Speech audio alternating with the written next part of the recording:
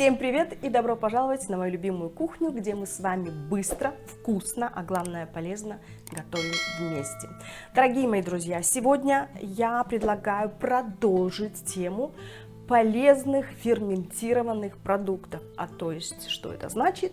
Мы с вами будем делать квашеную капусту, но эта капуста будет не совсем обычной. Почему? Потому что я взяла не белокочанную, а краснокочанную капусту, или еще, как ее в народе называют, фиолетовую капусту. Также я взяла фенхель, лук, имбирь. В общем, рецепт будет очень интересным и, главное, полезным. Ну что, идемте готовить. Для приготовления нашей квашеной фиолетовой капусты нам понадобится комбайн, у меня такой кухонный, или же какая-либо шинковка. У меня просто нет шинковки, я использую комбайн.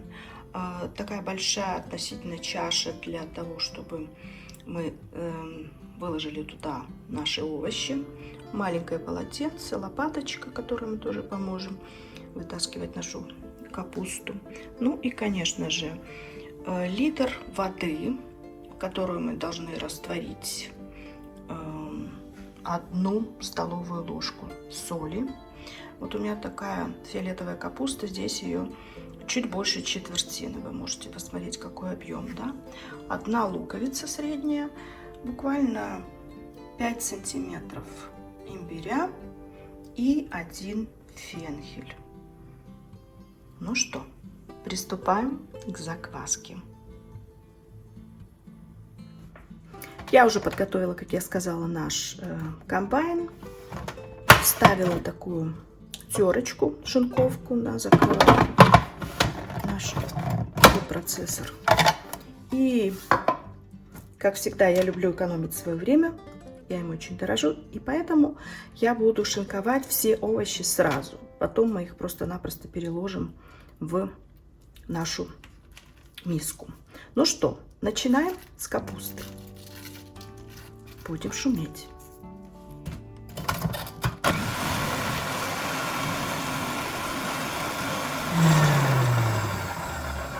Вслед за капустой отправляем наш лук.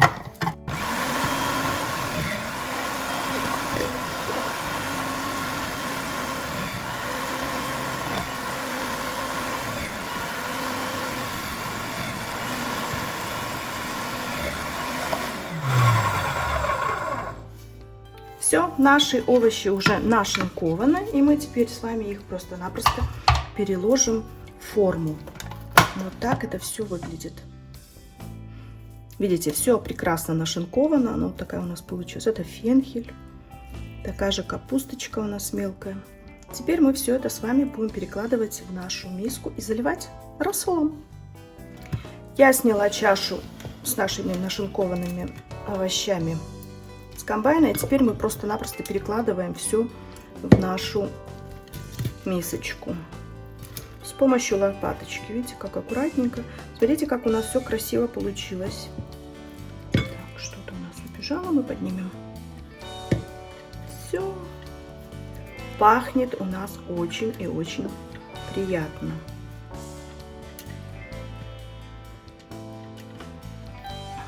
Вот столько у нас с вами получилось нашинкованных овощей. И теперь мы должны с вами все это залить рассолом, который я уже подготовила. Как я уже сказала, я взяла здесь где-то 1,5 литра воды. И мы теперь будем смотреть, сколько у нас уйдет на закваску. В воде я уже растворила соль предварительно. Лучше всего растворять соль в горячей воде. Тогда не будет никаких, знаете, остатков, комочков и так далее. И теперь чистыми ручками мы должны все с вами это перемешать.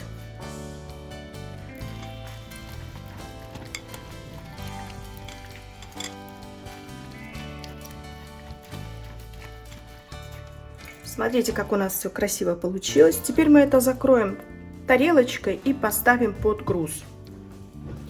Я вместо груза сегодня беру просто-напросто обыкновенный наш кувшин, который мы использовали с водой. Все погрузилось. Смотрите, как красиво, прям в тон моих ногтей сегодня у нас блюдо. И теперь наша фиолетовая капуста с овощами, с фенхелем и с луком, с имбирем должны постоять буквально пару дней.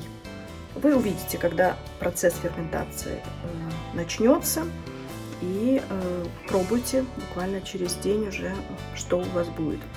Некоторые любят, чтобы это было покислее, другие не так, чтобы было очень кисло.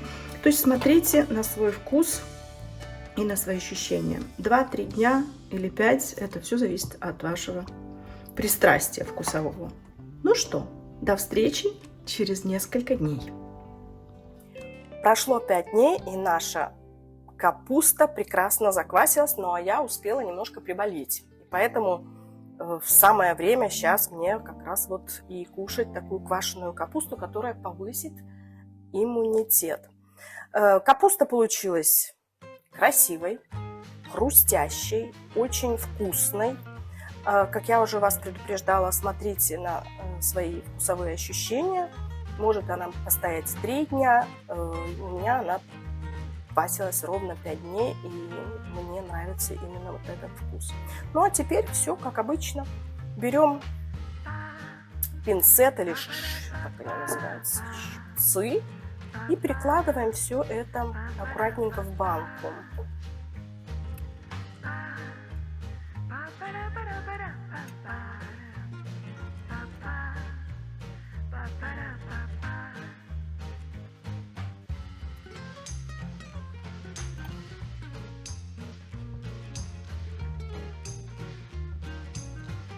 Капусту хорошо так утрамбовываем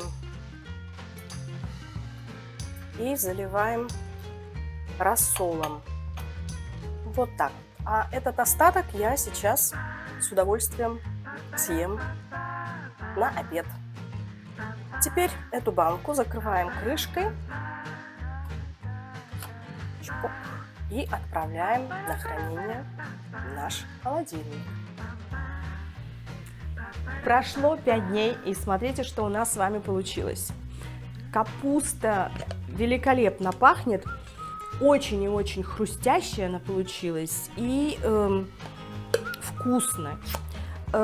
Тот, кто любит, смотрите, опять же, по вашим вкусовым каким-то ощущениям, менее кислую капусту, то держите ее дня 3, не больше. Я же люблю, чтобы она вот такая немножечко кисленькая была, и она у меня простояла ровно 5 дней. И потом я ее вот в этой вот банке поставила в холодильник, закрыла крышкой, и получилось все очень-очень вкусненько. Вот так она у нас выглядит на тарелочке. Видите, она вся приобрела такой бордовый цвет, окрас. Как я уже повторюсь, хрустящая получилась и необыкновенный у нее привкус за счет вот этого фенхеля. Капуста как бы взяла часть вкусовых прекрасностей от этого овоща фенхель. Вот я тоже так украсила такими перышками от фенхеля, и лучок, и все, но получается очень-очень вкусно, полезно и необычно для наших как бы вкусовых пристрастий. Это оригинальный очень рецепт.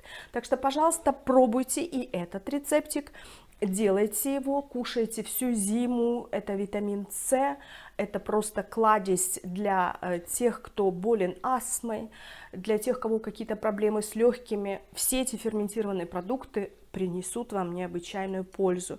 Те же люди, которые были, к примеру, на каком-то курсе антибиотиков, вам необходимы сейчас квашеные овощи. Почему? Потому что это самый главный натуральный пробиотик.